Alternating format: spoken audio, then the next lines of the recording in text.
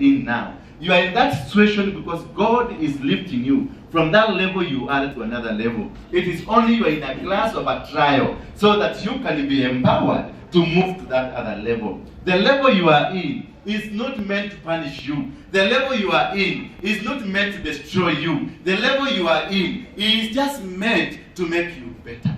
You must be purified. You must be cleansed. You must be made that goal that God is going to use. He came and found Isaiah. When King Uzziah died, Isaiah came. And God asked, who is there to be used? Then Isaiah said, Lord, I'm here. I'm ready to be used. And then what happened?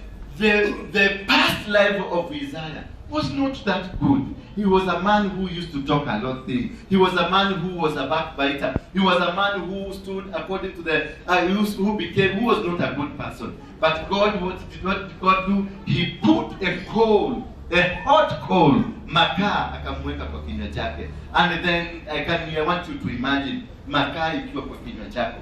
I want you to imagine coal in your mouth, just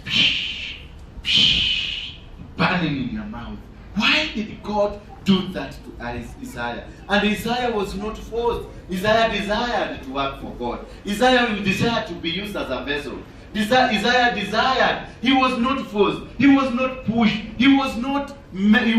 Nothing had been done to him for him to accept to be the servant of God. He desired to become. He desired to work. But God knew, even if this man has desire, even if this man is ready to work for me, this man has a burden, this man has a luggage, this man has a problem with his tongue. So you must be purified. For you to become the object of use by God, you must be purified. It will happen by either being subjected to a trial, and this trial is supposed to make you better. It's supposed to make you strong. It's supposed to raise you from one level to another level. It's supposed to make you realize the goodness of God. It's supposed to make you know that God is God, the God who created this world, God who created the heavens, God who gives you